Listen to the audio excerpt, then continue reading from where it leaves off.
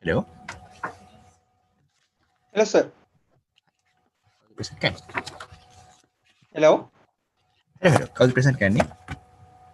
Hello, sir. Hello. Hello there. අදංග හෙනවා sir. පොඩ්ඩක් ඒත් සර් වොලියුම් අඩුයි වගේ.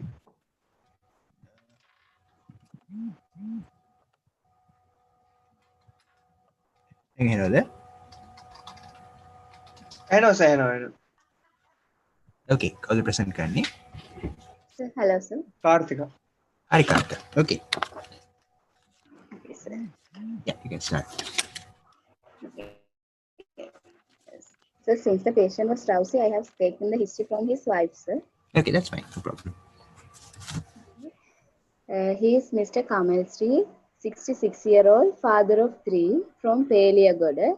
He is a non-patient with chronic liver cell disease with recurrent episode of hepatic encephalopathy and the diabetes mellitus for 1 year duration, currently on oral hypoglycemic drug. Okay. This time presented on 29th of August with reduced level of consciousness since morning of 29 Okay. until 27th of August, which is 2 days back from the admission. He was apparently well, and where he developed reduced oral intake because of the reduced appetite, and the same day he has been vomited once, which contained food particles. Then the next day also his oral intake was markedly reduced, and also family members has noticed there was altered behavior. However, they did not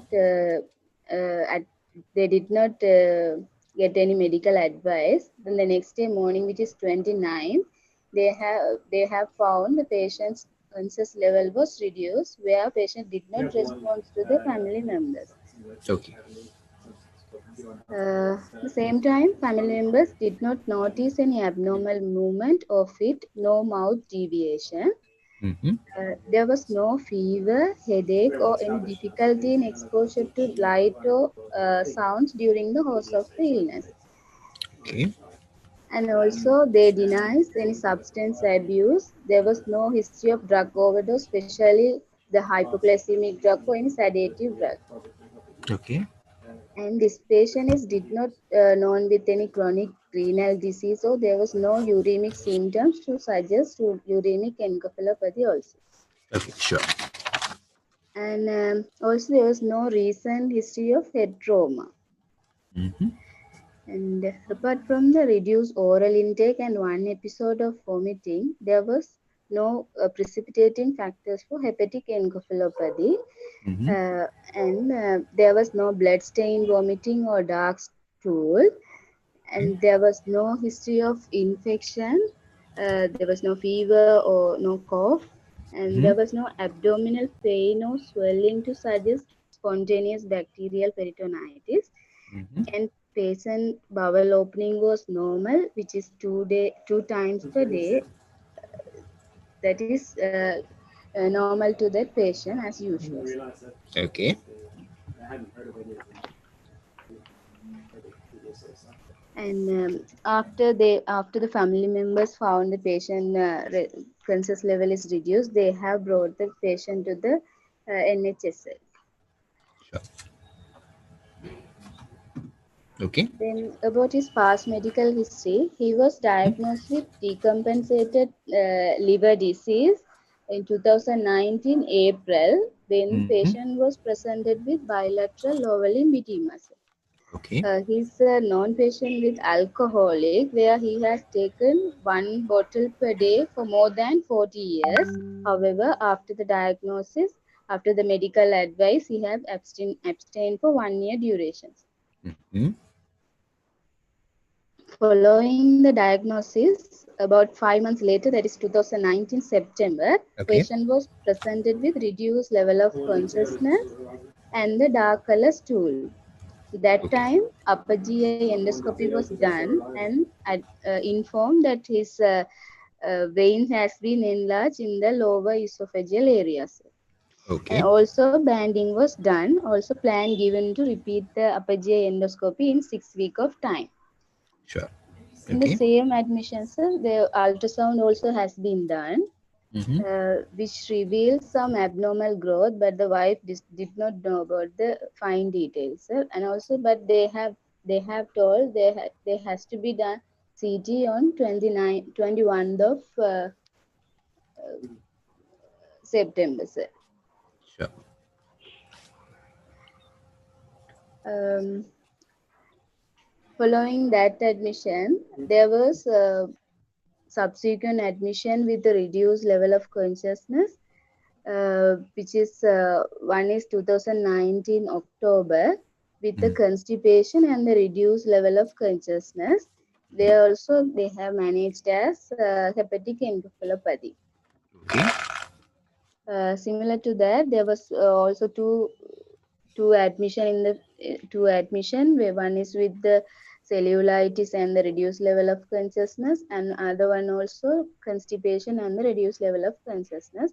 So there was altogether there was 4 episodes of hepatic encephalopathy in the past. Okay. For the recurrent constipation, they have been given some rectal suppositories. If there was no bowel opening, they advised to use the suppository. And my Sure.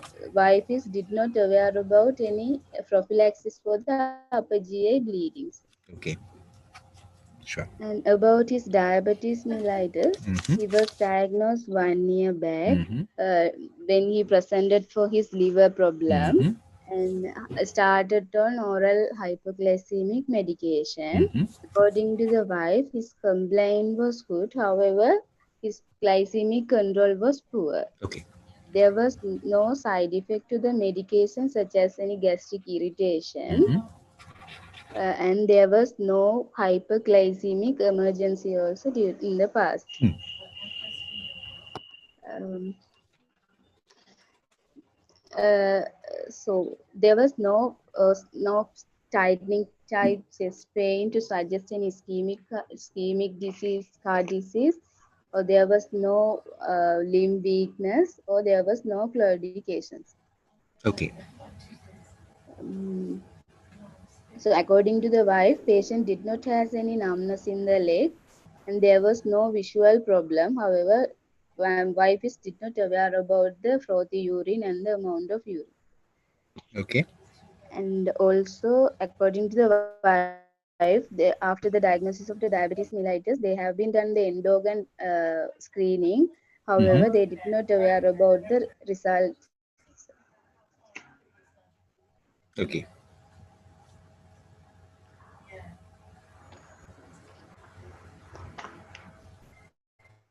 Okay, Karthika. Yeah. Okay. And they have the glucometer at home, sir, to measure the glucose level in an emergency. And they Mm-hmm. have the understanding about the diabetes mellitus. Also, they have Right. refrigerator at home. Also, Mm-hmm. willing to use insulin if it's necessary. And Mm-hmm. his younger daughter is willing to inject the insulin if necessary. Okay. His surgical history is unremarkable, sir. He is did not allergic to any food, drug, or plaster. There was no family history of diabetes mellitus or liver disease. Also, there was no family history of malignancy. Okay.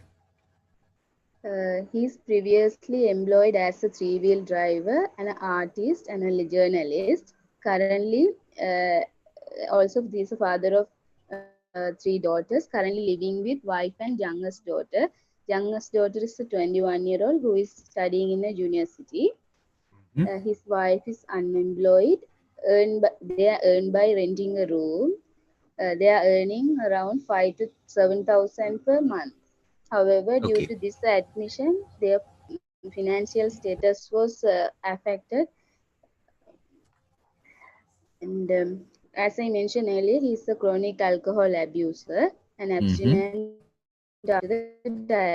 And he's a non-smoker. Their nearest hospital is Okay. NHSL, which take about 30 to 45 minutes to reach. Sure. And his Okay. wife is aware about the condition and the possible possible cause. But however, they did not aware about the future prognosis. Okay.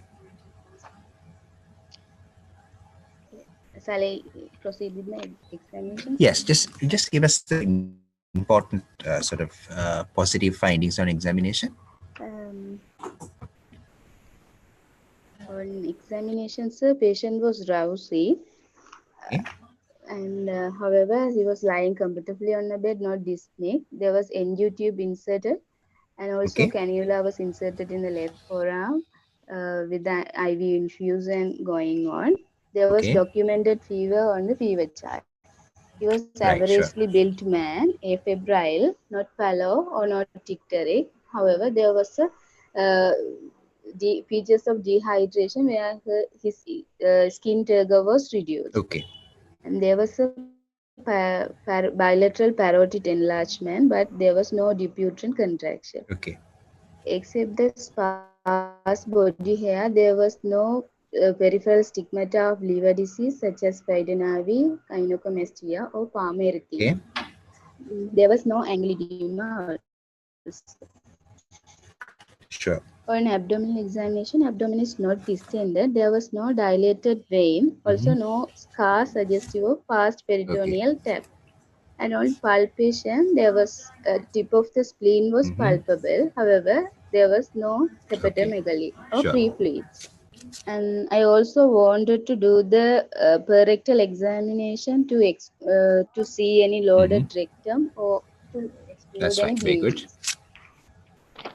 Okay. On the Okay. CNS exam, Yes, Karthika, what do you find on CNS CNS exam?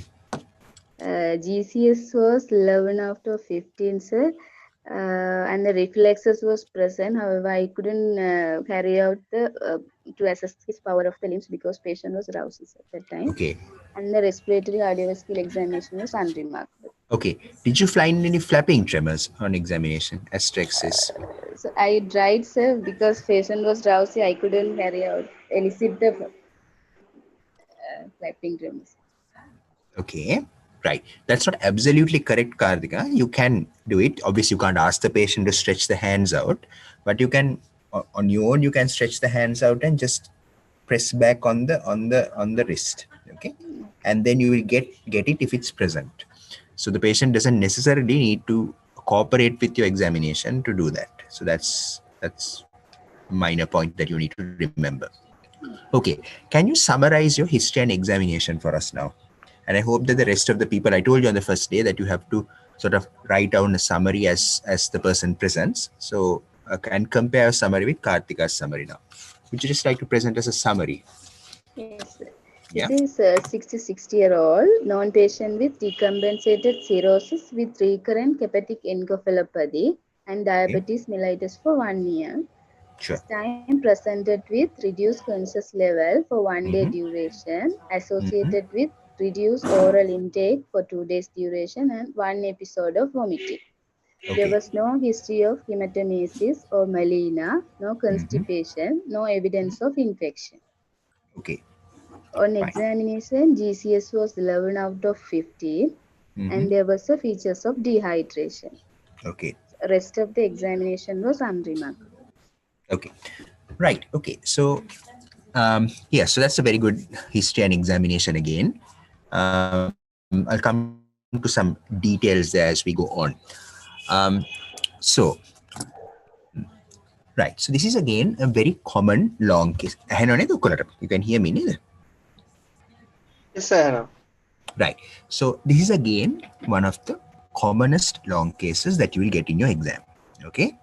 Obviously, there are plenty of patients with liver cell disease admitted to wards every single day, and you need to be very, very clear about the management and other aspects of this condition, right?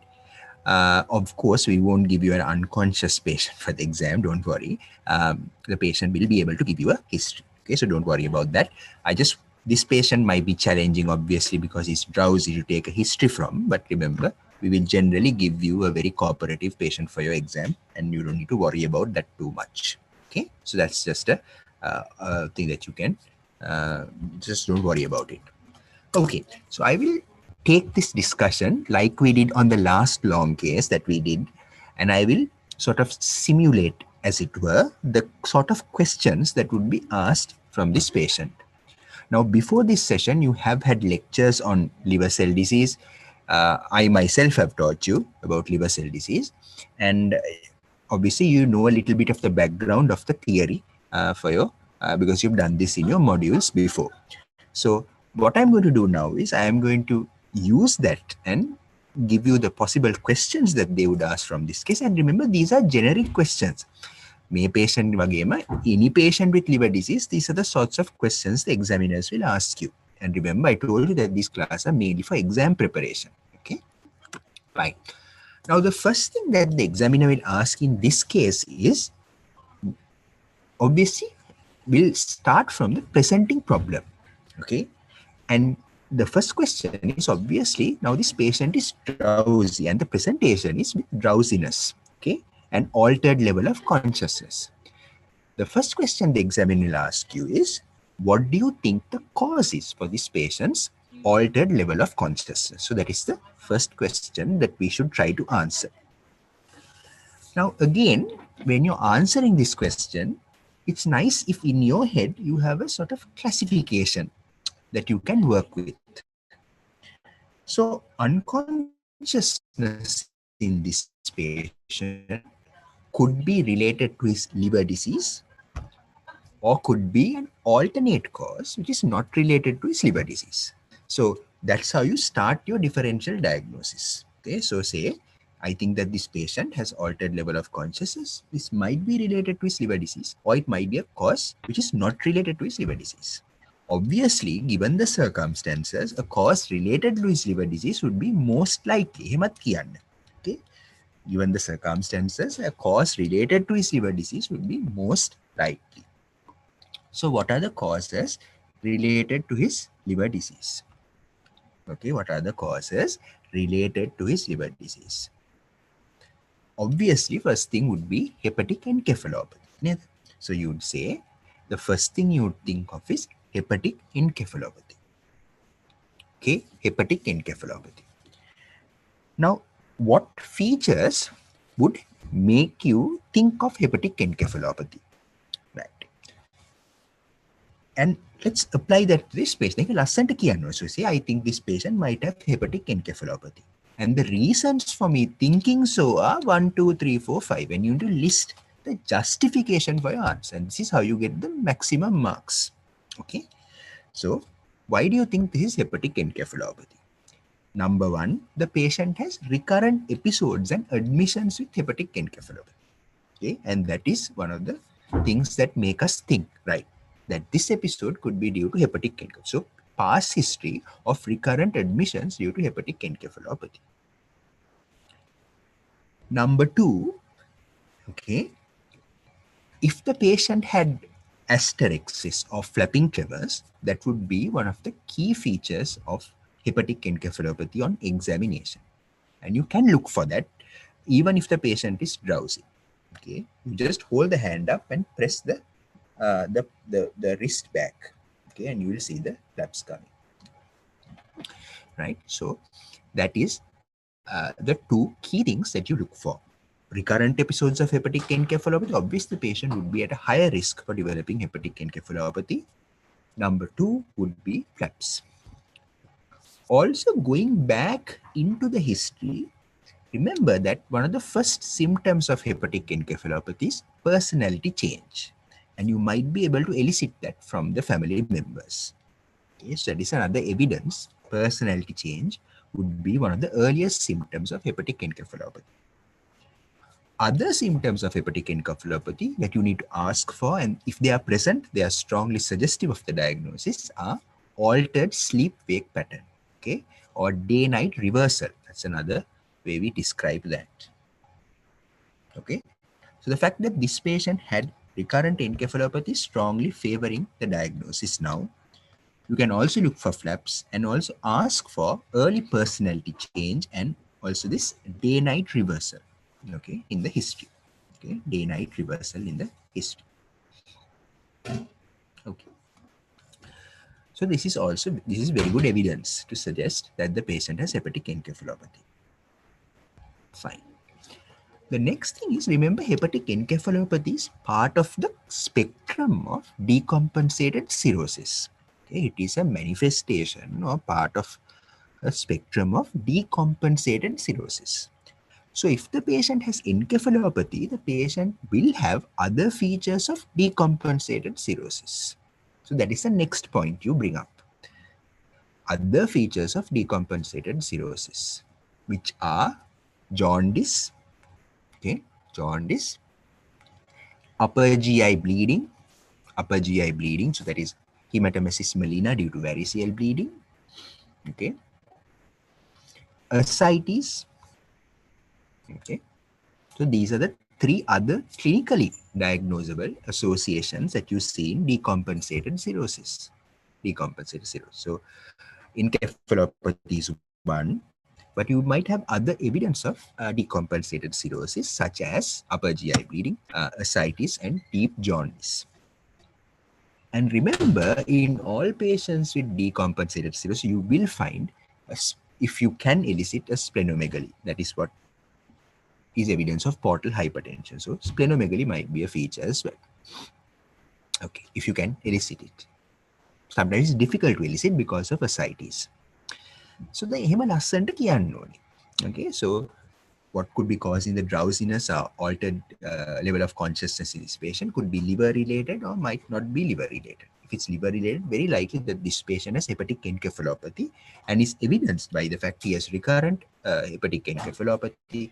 Look for flaps, look for the history of altered sleep-wake patterns, okay, personality change, okay, and then look for other symptoms and signs of decompensated cirrhosis. And you can justify your answer. You can justify your answer. Okay. And also remember that hepatic encephalopathy may be triggered by commonly by constipation and dehydration. So this patient has constipation and that's been causing hepatic encephalopathy in the past, and that is again a good evidence that it is that. Right. So that is the first thing that you think of. Okay. Now, what other causes can present with this altered behavior, altered level of consciousness, which are related to liver disease? Okay. I would say that the next thing that we would think of are electrolyte imbalances. Electrolyte imbalances. Especially hyponatremia is very common in patients with liver disease. Hyponatremia. Okay. And that is often due to diuretics. So that's another possibility. Okay. The second thing that can occur is hypoglycemia. Hypoglycemia. And remember, liver patients have very low glucagon resources. So they get hypoglycemic very, very quickly. And the fact is, diabetes and oral hypoglycemics, that increases the risk of hypoglycemia. So possibilities are hyponatremia, hypoglycemia. Right. The third thing that could be related, sort of electrolyte imbalance, could be due to uremia. And remember that in cirrhotic patients, they could have hepatorenal syndrome. Hepatorenal syndrome. That could be causing uremia and altered level of consciousness because of that. So see the way I'm answering, examine එක කතා කරන්න chance එකක් දෙන්නේ නැහැ. You just keep on talking, right? Until they stop you, you just keep on talking. Okay, right. So could be hepatic encephalopathy, could be an electrolyte or metabolic imbalance such as hypoglycemia, hyponatremia, or uremia. The third thing is, we mentioned that this patient is has alcohol dependence. Now, even though he has stopped, we still don't know whether he's been taking alcohol. So it could be alcohol related as well, right? So these are all in relation to his liver disease and alcohol use. Remember that alcohol use patients, thiamine deficiency and Wernicke's encephalopathy. Okay, Wernicke's encephalopathy, thiamine deficiency, very common in patients who are alcohol dependent and have liver disease. So Wernicke's encephalopathy could be another possibility to explain this altered behavior. Okay, Wernicke's encephalopathy. Right, and that might be an explanation. People who are taking alcohol and stop taking alcohol, they might have the altered behavior might be part of alcohol withdrawal. Like a may patient adala naha because he's not using alcohol. He says he's not using alcohol at the moment, and that's for more than a year. Okay, that's what Karthika told us. But if you have a patient coming in who is taking alcohol a lot and stops taking alcohol, they might get altered level of consciousness, seizures, and cause tremors due to alcohol withdrawal. So these are some of the causes that you would expect in relation to alcohol use, in relation to liver disease. Okay. Now, what are the other causes that could be causing his altered behavior which are not related to liver disease? He has diabetes. So either hyperglycemia or hypoglycemia could be possible. And we've already discussed that hypoglycemia is they're at a higher risk in liver disease patients. So it could be that. Okay. Right. It also might be due to central nervous system causes like intracranial bleeds or infection. Okay, so these are all things that you'd consider in your differential diagnosis. Okay, could this be a primary central nervous system problem like a bleed or an infection? Right. Okay, fine.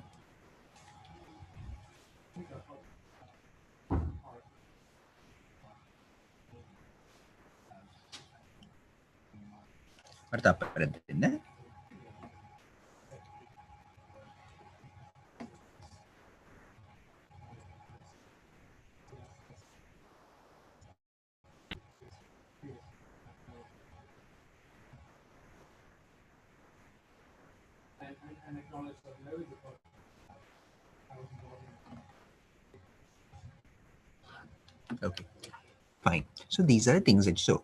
The first question is, how would you, what is causing the altered level of consciousness in this patient? And then you say it could be liver alcohol related, or it could be alternate causes. Liver related, obviously, this patient probably has hepatic encephalopathy, and you justify your answer by giving these points. And then give the other possibilities as well, this which I have listed. I hope that is clear. Okay, so that is the way you answer. Then the next thing they will ask you is, right, fine, most likely diagnosis is hepatic encephalopathy. How would you manage this patient as a house officer? Okay, so let's discuss that. So hepatic encephalopathy, how you manage this patient? It's an emergency, obviously. Hepatic encephalopathy is an emergency. And then you obviously start off with the airway breathing circulation. Now remember, because the patient is drowsy or unconscious, you have to be very careful. They might have a compromised airway. So in your management, the first thing they will that you need to come up with is to tell the examiner, fine, I will look for a compromised airway and manage the airway first, right? You might need to get the intensive care doctors to come and see the patient, right? Because to consider whether they need any advanced form of airway management. Okay, so that is the first priority. Right. That's the first priority. Then if you talk about hepatic encephalopathy management itself, then of course you need to talk about lactulose, okay, or getting the bowel opened with enema, for example. Okay, so bowel opening is a very important aspect of the management. And then we use lactulose. Okay, of course the patient has to be conscious enough to take the lactulose, or you might use an NG or something if that is not possible. Then exam එක හරිම frequently අහනවා, why lactulose? How does it work? And I have taught you this before. Okay, how does it work? There are three main actions. One, it sort of washes off, because of its laxative effect, it washes off gut bacteria. Okay, it washes off the gut bacteria, which are the producers of ammonia. What I'm telling you is the other questions that we ask everybody who has a liver disease patient. So lactulose washes off the gut bacteria due to its laxative effect. Second thing, remember that lactulose in itself is an acidic substance. It's an acidic substance. So therefore, it kills the gut bacteria. Okay? Because of the acidity, it actually kills the gut bacteria or destroys the gut bacteria. Okay. Number 3, because of the acidity of lactulose, it converts ammonia into ammonium, and that is not well absorbed across the gut. Okay, so it converts ammonia into ammonium, and that is not absorbed across the gut wall. And these are the 3 reasons why lactulose is useful. So airway protection, getting the bubbles opened, edema, and then lactulose. Okay, but remember, patients should be able to swallow safely to take lactulose unless there is an NG tube. Then you need to know the actions of lactulose and why it is useful in hepatic encephalopathy. Washes off the gut bacteria, kills the gut bacteria because of acidity, and also converts ammonia into ammonium, which is poorly absorbed across the gut wall. And that's how it promotes in that sense. Okay, so that is important. Then you need to use antibiotics as well, and metronidazole or rifaximin are the 2 antibiotics that we use. And remember, these have to go directly into the gut. Okay, so via the enteral route. And also now we believe that metronidazole rifaximin is mostly useful in preventing recurrences of encephalopathy as well. So they're actually more useful in people who had a past history of encephalopathy. Okay, past history, they are more useful in a people who have, especially this sort of patient who has recurrent encephalopathy in the past. Right, so these are the 3 things that we use there: bubble opening, lactulose, enema, airway protection, and then antibiotics. You also need to address the underlying cause, which is often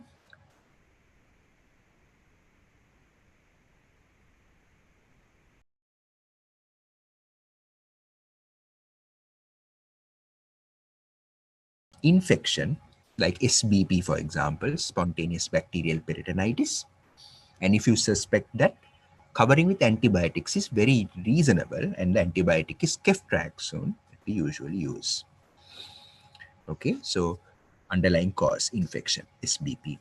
And upper GI bleeding is the other common precipitant of encephalopathy. So make sure that you say you will do a rectal exam, look out for hematomesis melina, to consider that as a possibility. Because remember, I myself have taught you that when you have upper GI bleeding, in essence, you swallow a high protein load, and that sort of knocks you off. Okay, that knocks you off. Okay. Right. So that is the answer to how you would manage encephalopathy. Now remember, ඔය ටික හොඳට කියාගෙන ගියොත් එහෙම, then they will ask you a slightly more difficult follow-up question. Now encephalopathy is essentially a clinical diagnosis. නේද? අපි කියවනේ කොහොමද ඒක clinically diagnose කරන්න කියලා. Recurrent encephalopathy තියෙනවා නම් more likely. They get personality change, they get sleep-wake reversal, and they get flaps. And also they will have other features of decompensated liver disease like upper GI bleeding, deep jaundice, and ascites. How you know, that is essentially clinical diagnosis. How you would confirm the diagnosis, there are a few things you can do. At the bedside, there is a very nice thing that you can check for, and that is called constructional apraxia, where you get the person to draw a 5-pointed star. And සමහර වෙලාවට විභාගෙදී ඕක අහනවා. And you can show it, because you can ask the patient to draw it on your piece of paper that you take for the exam, and then you can show the examiners that you check for it. That is a very good thing to look for, and that adds to the clinical diagnosis. Laboratory lamai, looking for ammonia is a non-specific investigation. It is very expensive as well. It is not routinely done. Okay, not routinely done, but it is elevated in patients with encephalopathy. Right? But it's not routinely done because it's extremely expensive, and it's not done in our lab.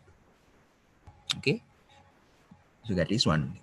The other thing is, if you do an EEG on a patient with hepatic encephalopathy, you get this classical triphasic slow waves on the EEG. Okay, triphasic slow waves on the EEG.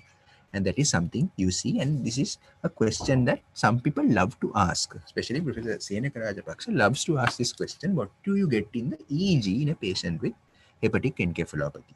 Okay, and that is triphasic slow waves. Hari. Keparako kahala mandanno හැම කෙනාගේම අහනෝක සාමාන්‍ය. He loves to ask this question. Okay, so this is how you manage and තව අමාරුවේ දාන්න ප්‍රශ්න ටිකක් තියෙනවා අහන්න පුළුවන්. Always remember that you have to be very careful if the patient has ascites and encephalopathy. සමහරට එහෙම ලෙඩ වෙනවා. ඒතර ඒක අහන්නේ be careful that ඔය tap කරන්න අනම්මන යන්නේ නැහැ. එතකොට ඒ වගේ ලෙඩ. So that is a trick question. Okay, so somebody I think this patient encephalopathy and ascites, why wouldn't you do a tap for the ascites? ඒ වගේ ප්‍රශ්න වුත් generally you don't do taps and things when they are encephalopathic. Okay, because that can actually precipitate it further. හරි. ඒතර ඔය ප්‍රශ්න ටික තමයි ඔය වටින් අහන්න පුළුවන්.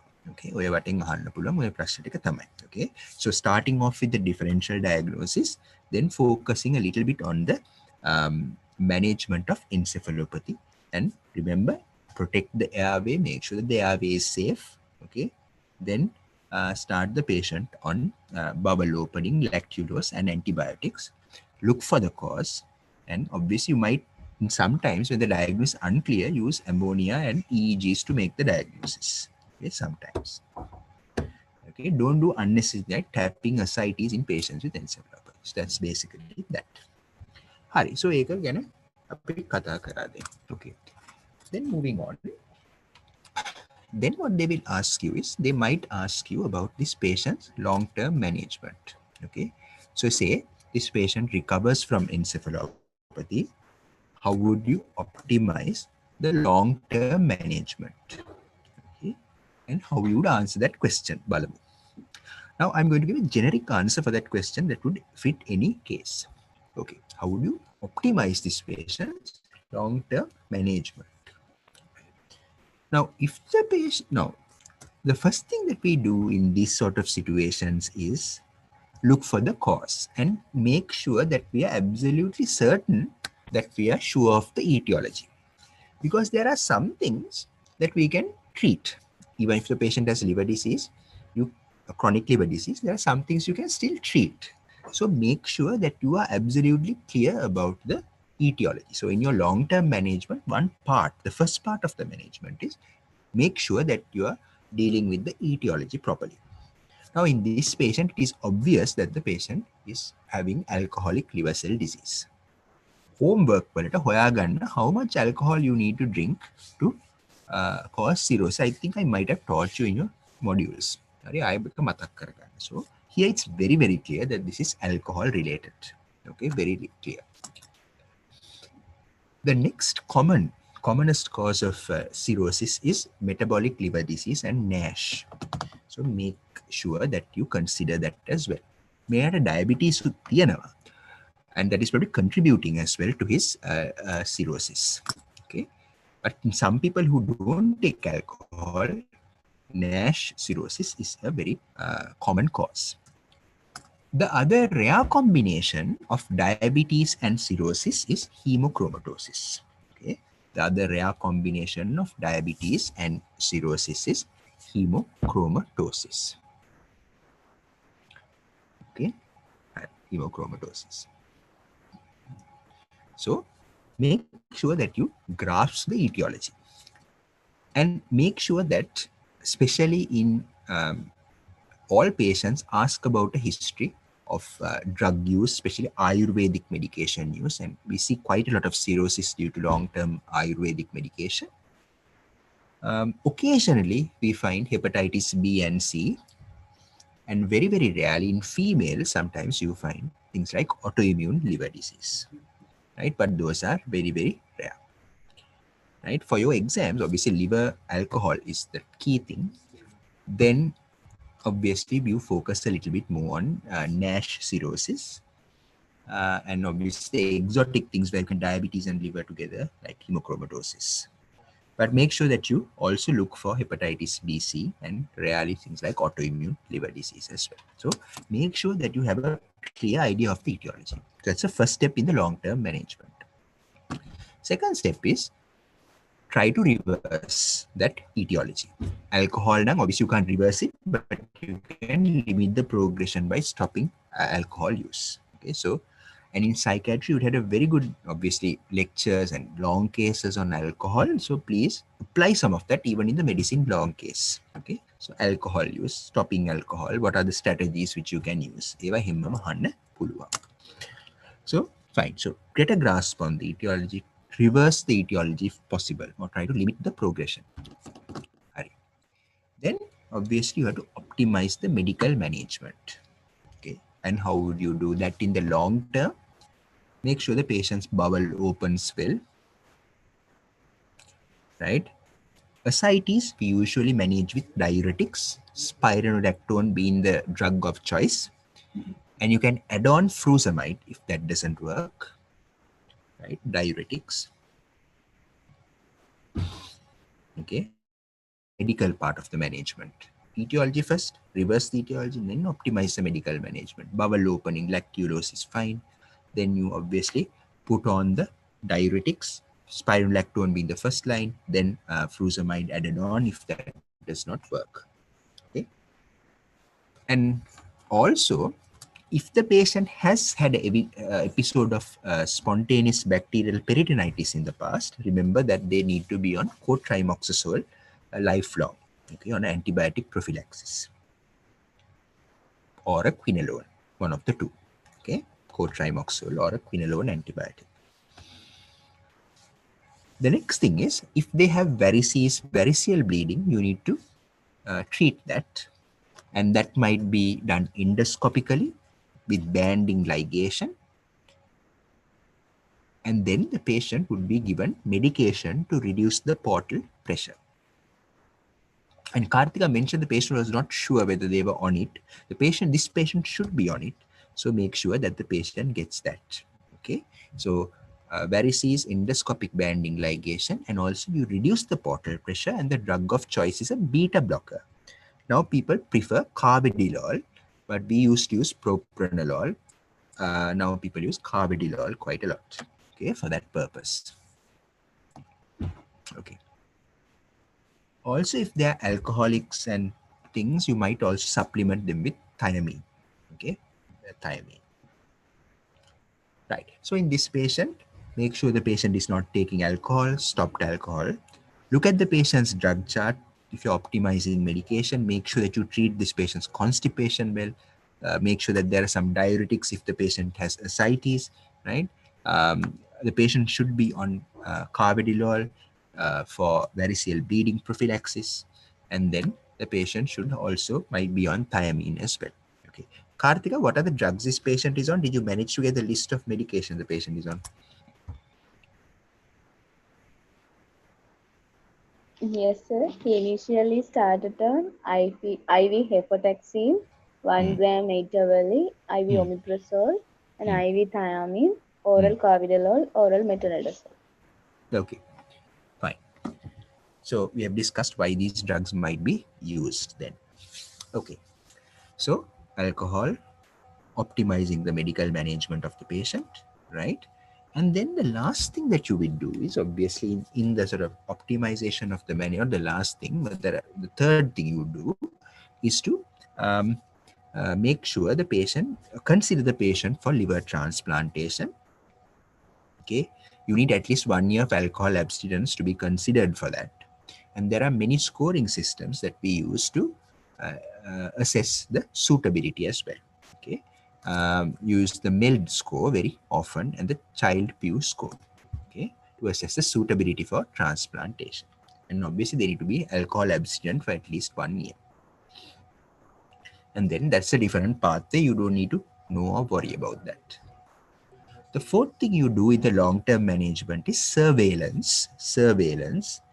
At least an annual endoscopy is indicated in these patients. And if there are varices, you band and ligate them. Okay, so varices, banding, ligation of varices need to be done. Then you need to surveillance them for liver cancer. Because remember, cirrhosis, patients are at a higher risk of developing liver cancer. So you surveil them for liver cancer. And that is usually with ultrasound scan and an alpha-fetoprotein annually.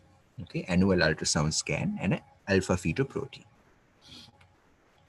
Because at a higher risk of developing liver cancer, especially if they have hepatitis C, the risk is actually much, much higher. Okay, so ultrasound scan and alpha fetoprotein would be also indicated. Right, fine. So these are the things that you would use in the management, sort of in the long-term management of this patient. Right.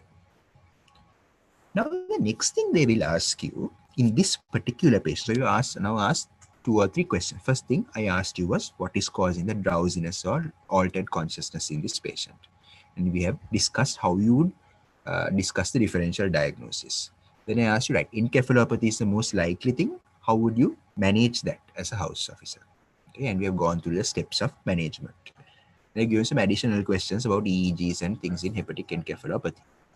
Third question I asked you is fine. How would you manage or optimize the management of this patient in the long term? So what are the things? So looking at the etiology, looking at the drugs, medication, prevention of upper GI bleeding and so on, then going on to talking about liver transplantation suitability, and then surveillance with endoscopy and looking for liver cancer. So these are some important things that you discuss, right? The next question is, now this patient also has diabetes. What are the specific challenges that you would anticipate, right? Because they are diabetic as well as they have liver disease. What are the specific problems that you will anticipate? The first thing is the risk of hypoglycemia. I've already discuss that fact a little bit. So remember that these patients who have liver disease don't have much glucagon. Okay. And also most of the time their pancreas is damaged because of alcohol. And they have chronic pancreatitis on top of all of this. So they have a risk of getting hypoglycemic. So you have to be very careful in that. And you need to select your oral hypoglycemic drugs so that they minimize hypoglycemia. That is one challenge. The second challenge is metformin. So patients with end-stage liver disease and especially decompensated liver disease, metformin is not a good idea because it can cause lactic acidosis. What is this patient on, Karthika, for diabetes?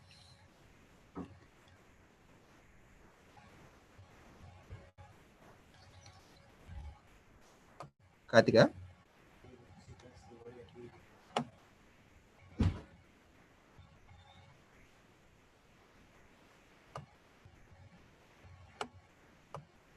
Hello, Karthika? Yes, sir.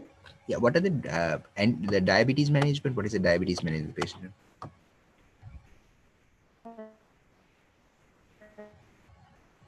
So initial 195. So they have withheld the metformin and started on subcutaneous soluble insulin, sir. Okay.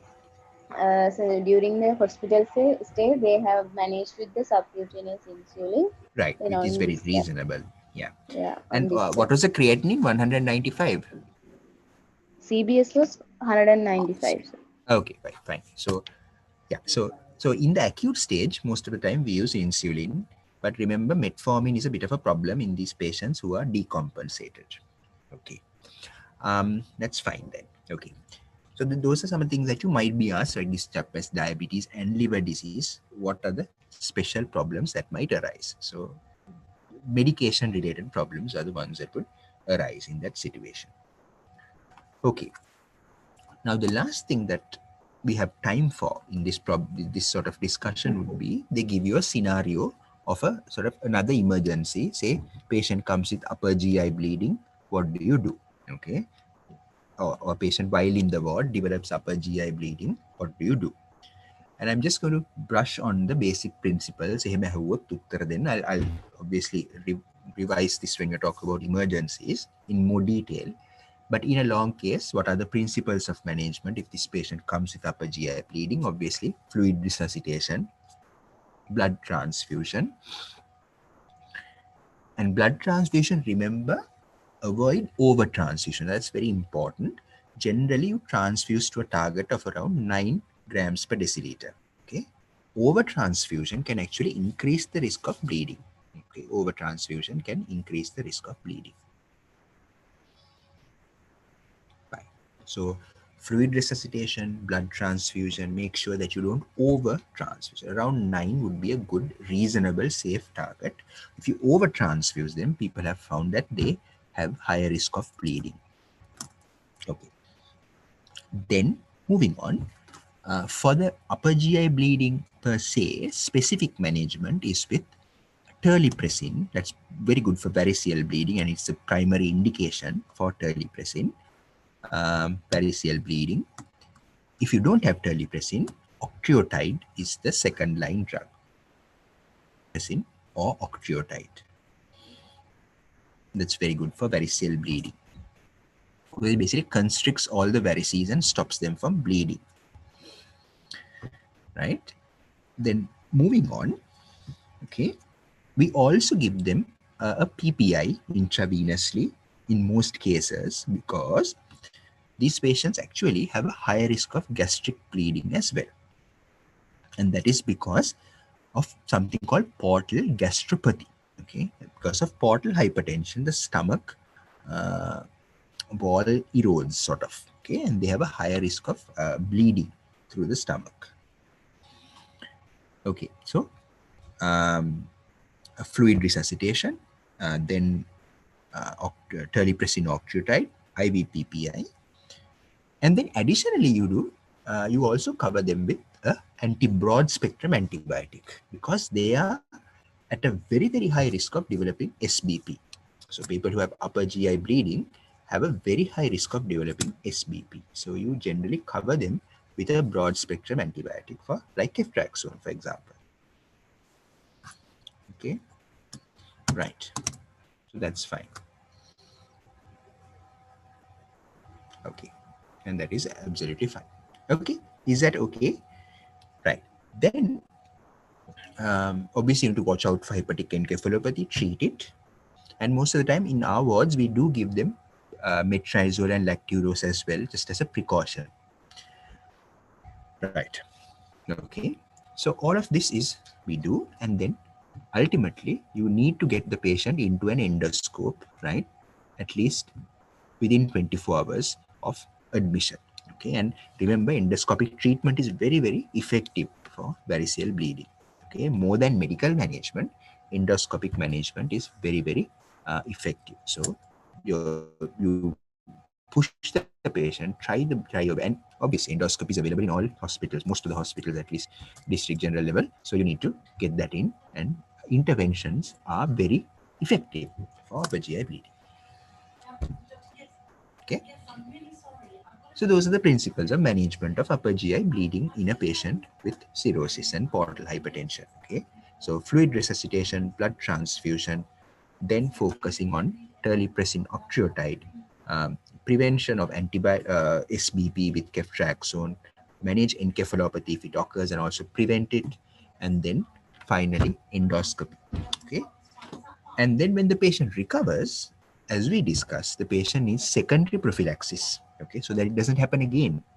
And for that, we use beta blockers. Carvedilol is the drug of choice. Somebody asked a question, why is carvedilol used? There is no very specific reason, Nadini, but people believe that it's slightly more effective than propranolol. The other question is, yeah, I think I've answered the other questions. Yeah, when you're using diuretics, be very careful because you can trigger encephalopathy in decompensated cirrhosis. And then IV dextrose, we don't routinely give normoglycemic patients with encephalopathy. Okay. Right. So those are the questions that can be asked from this particular case. Okay, so let's just summarize what we've discussed. So Karthik has described a very good, given a very good history and examination of a patient with liver disease and diabetes. Okay, and the patient has presented drowsy or in altered level of consciousness. And we asked about 6 questions from this long case, and these are general questions that can be asked from any patient with liver disease if you get it for a long case. First question is why the patient is drowsy and your differential diagnosis. So then you say could be liver related, could be alcohol related, or it might be other reason. Most likely liver related causes encephalopathy, and it is because of these reasons 1, 2, 3, 4, 5, 6 that I say this is encephalopathy. Also, it could be due to electrolyte imbalances like hyponatremia, hypoglycemia, and or uremia due to hepatorenal syndrome. If the patients continue to take alcohol, it might be alcohol withdrawal. Okay, it might be Wernicke's encephalopathy. Okay, so these are the things that could be related to alcohol. Other alternate causes might be diabetes-related hypoglycemia or hyperglycemia if the patient has, might be a primary central nervous system issue like a bleed or an infarct or an infection in the central nervous system. So these are the differential diagnoses that you'd consider. Okay. Then we went on to discuss, right, fine, encephalopathy. What are the treatment options that are available? We listed all of them, and we also diagnosis of encephalopathy is primarily clinical, but you can use elevated ammonia and triphasic slow waves on the EEG as in some patients if you're not sure of the diagnosis, right? Okay. Then we talked about how to optimize the long-term management of this patient. First, so there are several points. Etiology, see if you can address it, so you can prevent the progression. So in alcohol, you need to prevent the progression by stopping alcohol use. And remember, they might ask you a few psych-related questions. So how to stop and what are the strategies and cycle of change or something, right? Pre-contemplation, contemplation, whatever. So they might ask you that. Some physicians like to ask those sort of questions. So then moving on, what medication the patient should on, and the basis for these medications will be asked, why a beta blocker and all of these things. So you need to make sure that you need to make sure that you consider the patient for liver transplantation. And the fourth thing is you need to surveillance the patient for hepatic tumors and also for annual endoscopies for varices. Okay. That's done. Then upper GI bleeding, how would you manage as a thing? Principles, fluid resuscitation, blood transfusion, medical management, and then additional management or adjunctive management like giving ceftriaxone, for example. Right. Then this patient has diabetes and liver disease. What specific challenges will you encounter and how would you manage them? So the main problem in this is hypoglycemia, because liver disease, you are anyway prone to hypoglycemia. And some of the medications, metformin would be a problem in patients with sort of decompensated liver disease. Okay, and that would be a problem and would be a contraindication because it can cause lactic acidosis. Okay, fine. Any questions?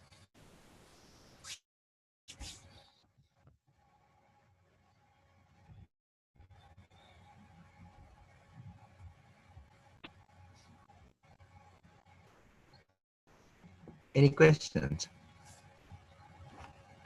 Hiru? Yes, sir.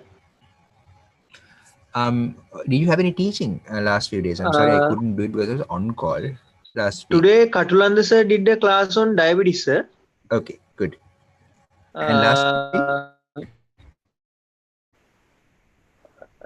Last week, sir, Champika sir took some long cases on anemia and acute fever. Before that,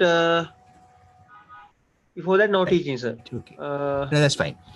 So that's okay. So this week, no problem, we can do. So that's not an issue. Okay. Right.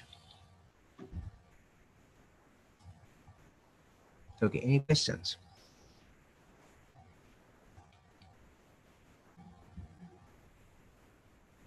Hiru, make Karnavidhi shape neither. Is there anything that we need to change, or would you like to do anything more? Kira mata kiyanna hala. There's any suggestions or anything? And make a cadden nani, the connection a cadden nani kata karnapura? No, sir. No. Right. Chamindi, so there are a few more questions I'll answer before we stop. Rifaximin or metronidazole. Rifaximin is a bit more effective. Yeah. Minon, yeah. Can decompensated CST without jaundice? Very unusual. So if you have decompensated, you usually have deep jaundice. Minon. So, right. And rifaximin is now more favored than metronidazole. It's probably a bit more effective than that.